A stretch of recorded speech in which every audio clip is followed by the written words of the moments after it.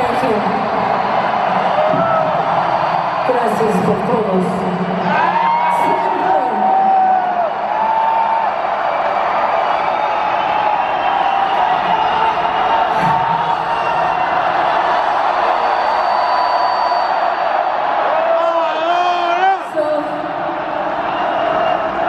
It's hard for me to think straight. These are the last few shows.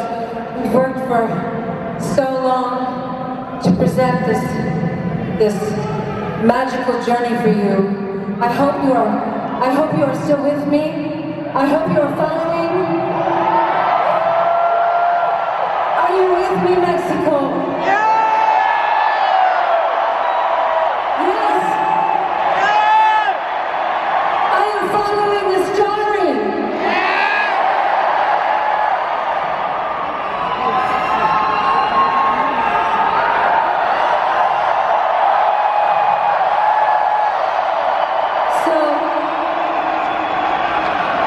Continuing on with my story, of course, it's always, we go through the 80s, we go through the 90s, we get to the 2000s, and of course, this is the most important part of my life because it is about motherhood, and it's when I became a mother, and it's when I realized that I am not the center of my universe. However, I have had many mother figures in my life, important ones. And so I come back to the subject of Frida Kahlo. You don't understand. She is and always has been my soulmate. Yes. I know the story of her life, of her suffering, and the way she survived her suffering through her art. And remember the story I told earlier, the man who brought me the postcard? I kept that postcard. I went through years living in Manhattan on my own with nothing.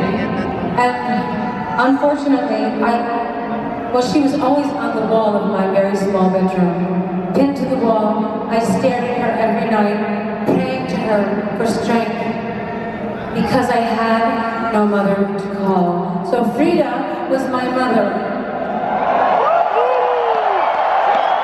I will be so bold to say that I am the daughter that Frida did not have, and she is my mother.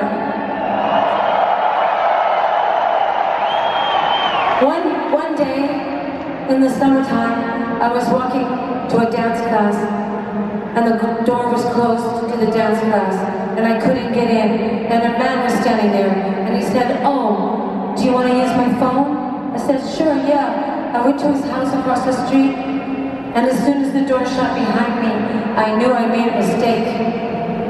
He put a knife in the back of my neck, and he pushed me up the stairs to the roof of the building, and he raped me.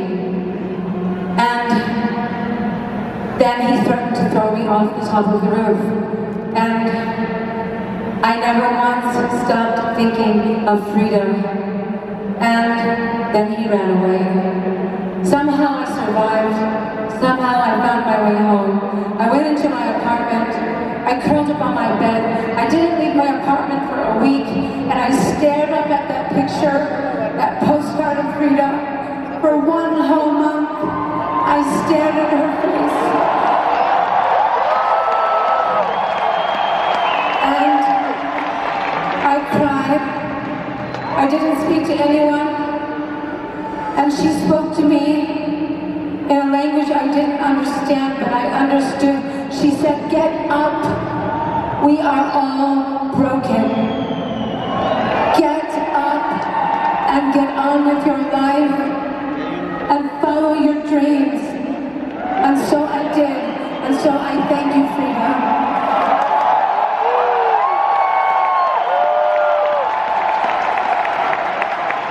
And the beautiful, beautiful, beautiful part of the story is that I said to myself, one day, I'm gonna make some money, and if I do, and when I do, I'm gonna buy a real Frida Kahlo painting. And I did. No,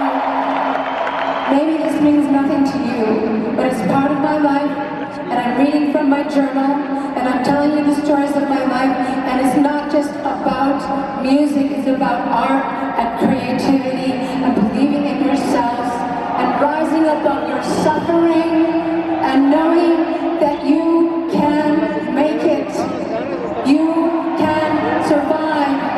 You can be a warrior. No matter what.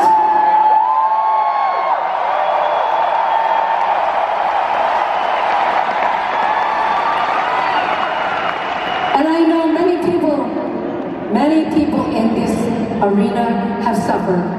Many people in this arena have dealt with discrimination and judgment and hatred and bullshit, and people have not been understood. But guess what? What is everybody in this room? We are warriors. We are somebody.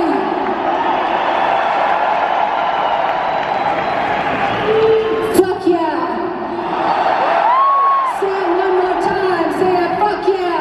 Fuck yeah. It doesn't matter. It doesn't matter what people think of you. It matters what you think of you.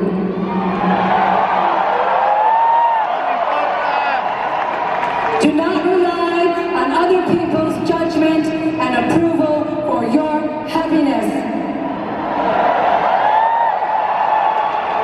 The strongest people in the world are the people who believe in themselves no matter what.